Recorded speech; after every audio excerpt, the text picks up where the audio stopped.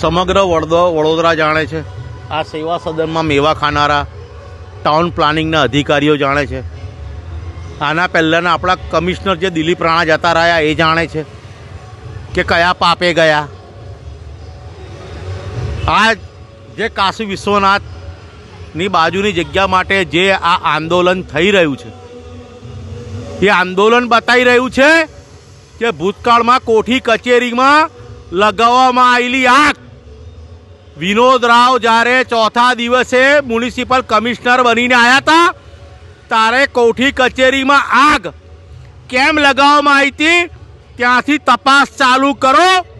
આ જે તળાવો ગાયબ કર્યા છે એ ગાયબ કરનારની અંદર ભૂતપૂર્વ મેયર જિગીસાબેન શેઠનો હાથ છે અને અત્યારે નકશા મળતા નથી કોઈ પણ માંગે એટલે હવે કૌભાંડ અહીંથી ચાલુ થાય છે. એની પાછળની બિલ્ડિંગ આખી કાસ ઉપર બની છે. આ લોકોએ આખું કાશી વિશ્વનાથ તળાવ એટલે ખાલી કાશી વિશ્વનાથની જમણી બાજુનું બતાવે છે, ડાબી બાજુનું તળાવ ગાયબ કરી નાખ્યું. હું તમને ચેલેન્જ મારું છું, આવતા ભવિષ્યમાં વડોદરામાંથી મગરો ગાયબ થઈ જશે, કાચબા તો ગાયબ થઈ જ ગયા છે, તળાવો ગાયબ થઈ ગયા, કોતરો ગાયબ થઈ ગઈ, ગૌચરો ગાયબ થઈ ગયા, કોમન પ્લોટ ગાયબ થઈ ગયા, ગ્રીન બેલ્ટ ગાયબ થઈ ગયા. મારા 12 છોકરા અને 2 બહેનો હરણી તળાવમાં ગાયબ થઈ ગયા. અને આજનો દિવસ તો તિરંગા યાત્રા હતો. સમગ્ર વડોદરા, સમગ્ર અહીંના મહાનુભાવો સર્વગત તિરંગા યાત્રામાં લાગ્યા હતા. સિંદૂર ઓપરેશન સક્સેસ ગયું. અમે ખુશી છે, અમે બી ભારતીય છે, અમે બી હિન્દુસ્તાની છે, પણ હિન્દુસ્તાનની અંદર ગરીબો કેટલા સેફ છે? આ લોકો કાયદેસર કાયદાકીય ન્યાય માંગે છે.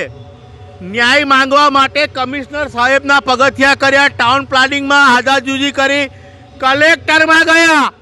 કલેક્ટર સાહેબે સાંભળ્યું, 4 વાર મામલતદાર સાહેબને મોકલ્યા.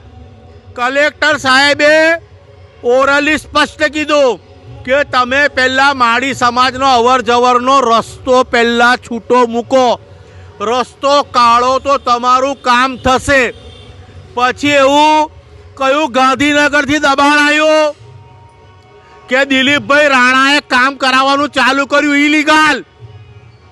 જેવી રીતે વિશ્વામિત્રીમાંથી માટી ગાયબ થઈ, માટીના બહાને સ્મશાનમાં લાકડા આપવાના બહાને જંગલી બાવરની લીધે દેશી બાવર બી ગાયબ થઈ ગયા.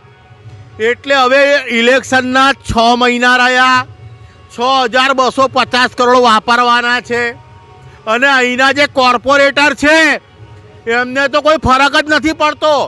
એ તેવું કહે છે કે અમારી પાસે કમળ છે ને એટલે અમે જીતવાના છે, ઈવીએમ મશીન તો અમારા જ છે, એવો એમને ફાંકો છે.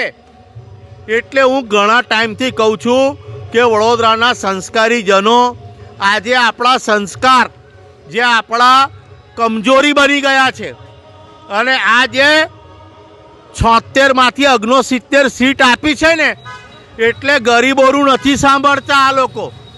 માટે મારે આજે એટલે આવું પડ્યું. આ સવારનો આ પરિવાર, એક ભાઈ કાલે અમે ભવિષ્યવાણી કરી હતી, પોલીસ ફરિયાદ આપી હતી, એ ભાઈ પડ્યો 25 ફૂટ ઊંડા ખાડામાં પડ્યો, એમના જ કામ કરનાર વર્કરોએ કાઢ્યો. આજે એ ભાઈને એસએસજીમાં ઓપરેશન ના થઈ ગયું. આ લોકો 10% પૈસા લાયા વ્યાજે અને પ્રાઇવેટમાં જઈને એનું ઓપરેશન કરાયું. તે છતાં બિચારા સવારથી ગોદડા નાખીને બેઠા છે.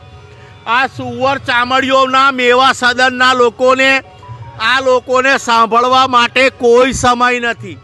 પણ આપ જે મીડિયા લોકશાહીનો ચોથો આધાર સ્તંભ છો, તો આ સમાચાર મારા માનનીય આદરણીય મોદીજી સુધી પહોંચે. કારણ કે અમારા મુખ્યમંત્રી તો મૃદુ અને મક્કમ, એ તો વડોદરાના રહ્યા જ નહીં. મારી 2 દીકરીઓ ન્યાય માંગવા ગઈ, એમણે એજન્ડો કીધો એટલે એ તો અમારા ત્યાં અમારી પીડા સમજવા નહીં, અમારા ઘા પર મીઠું નાખવા આવ્યા હતા. હવે મોદીજી અમારે કોની પર અપેક્ષા રાખવાની?